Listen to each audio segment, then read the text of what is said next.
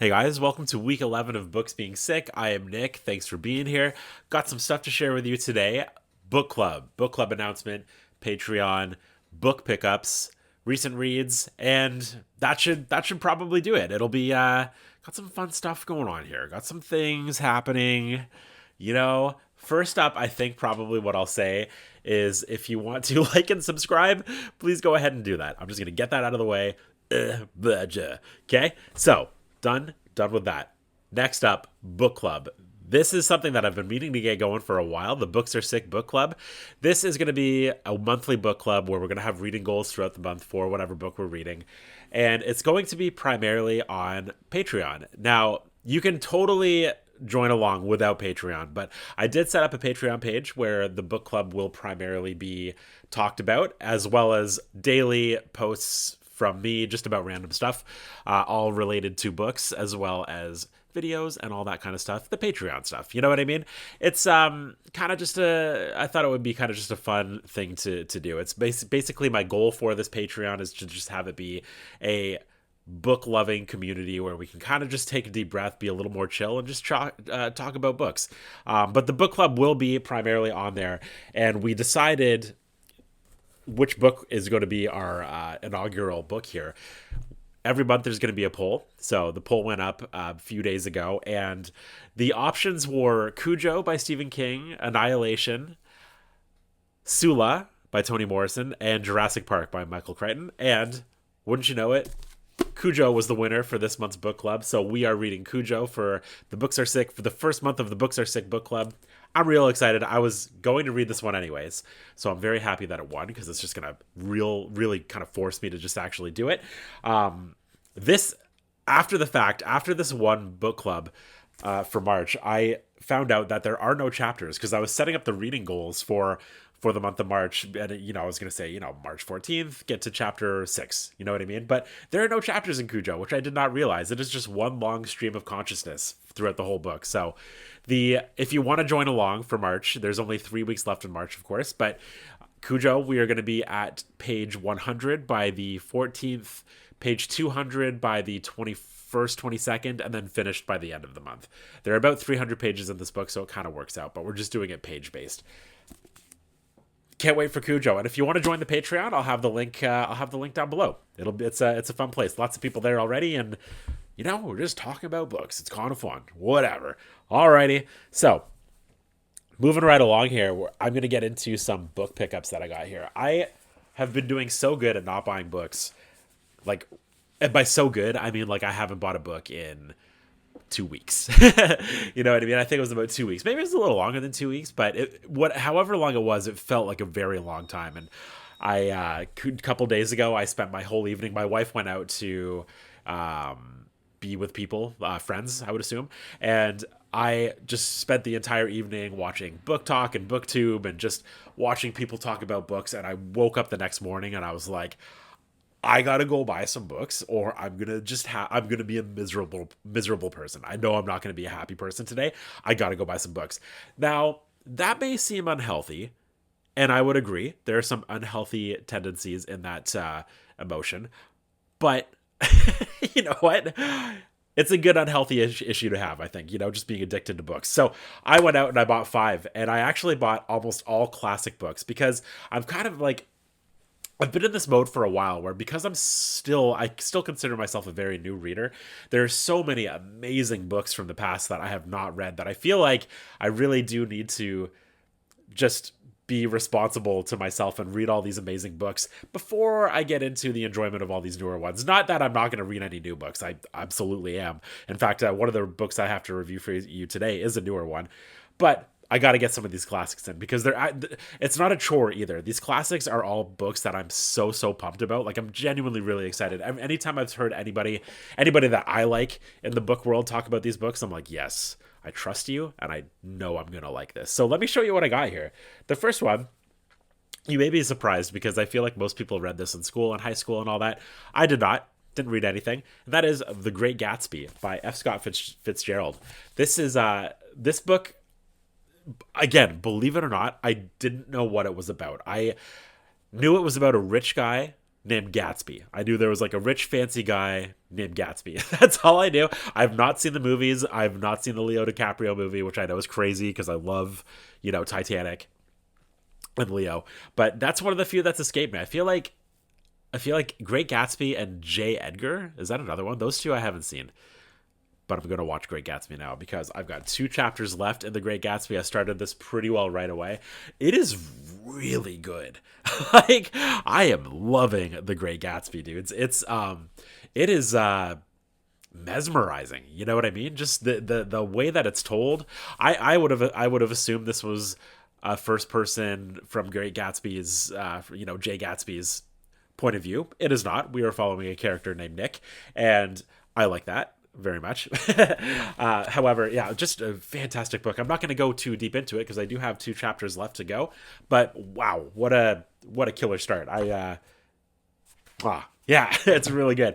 The next one is one that I'm also really excited about. This is one of those books that I kind of feel like I was maybe supposed to read back in high school, back when I was all like, just like sad guy, still sad guy, but didn't read this when I was back in high school. That is The Bell Jar by Sylvia Plath.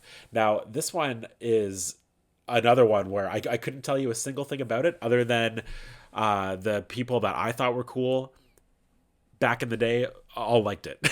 So, anyways, I'm excited to read this one. I did a little Wikipedia dive on Sylvia Plath, and how sad, honestly, how terribly sad. I did not know she passed away at 30, and yeah, but a modern classic, says on the back here. I cannot wait to read The Bell Jar. That is going to be a treat, I think. This next one I am so excited for. This is one by Franz Kafka that is called The Metamorphosis. This is a story. Let me show it to you there. I love that cover too. Isn't that nice? This is one of those ones too where I was, this is one of the ones I was specifically going to look for, and I looked up on the website. It was sold out everywhere, and then I show up and there's multiple copies of it everywhere. You can't really trust those websites. You know what I mean? If you're looking for a specific book, you got to get out there. You got to put your Crocs on, get in the car, and go see for yourself. Because every time that they say they don't have it, they have it. Not for this one, but like for all books that I look up. Anywho, The Metamorphosis by Kafka is the most intriguing book I think I picked up here, because this is the story of a man who wakes up one day and suddenly he's a bug. He's an insect. I think he's a beetle or something like that.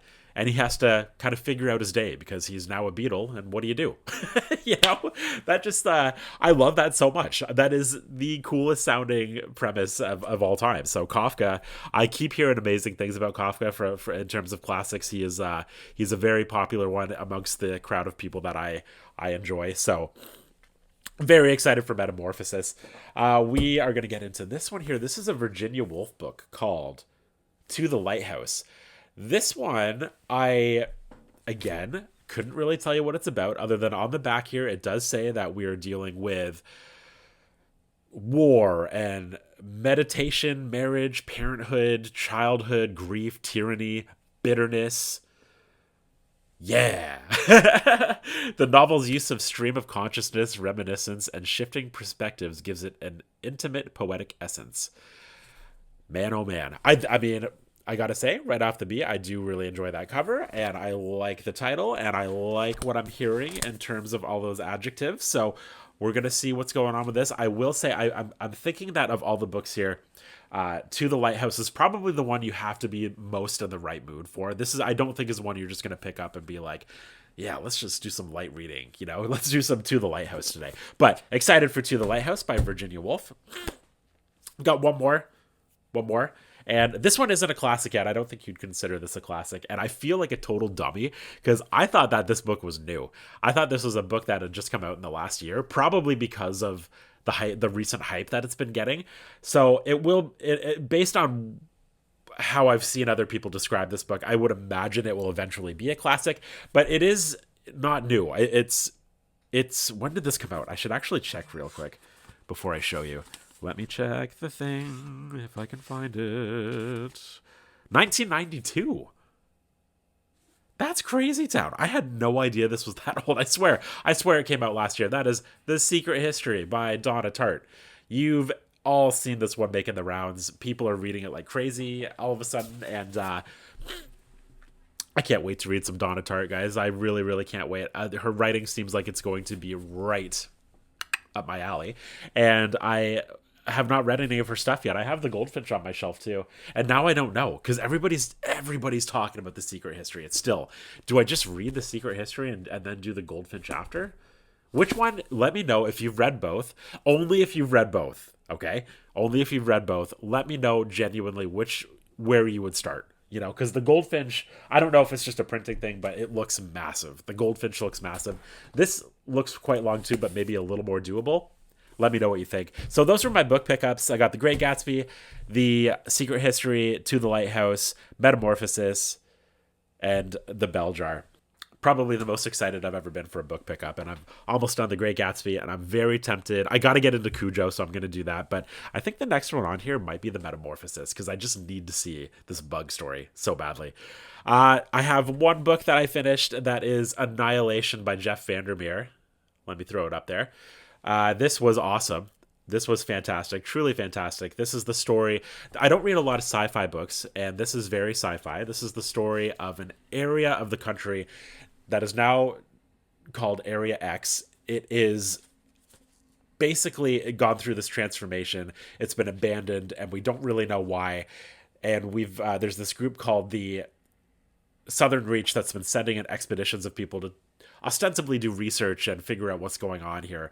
And we are following the most recent expedition in there. These four women, and we're following it through the eyes of the biologist on this team. They don't have names in this story. They're just referred to as whatever their profession is. So we are following the biologist, and it is absolutely fascinating because this biologist is completely obsessed with biology to a fault. And she has now been thrown into this new world that has all these new organisms and creatures that no one's ever seen before. So it's kind of we're living this experience through her, and it's quite fascinating.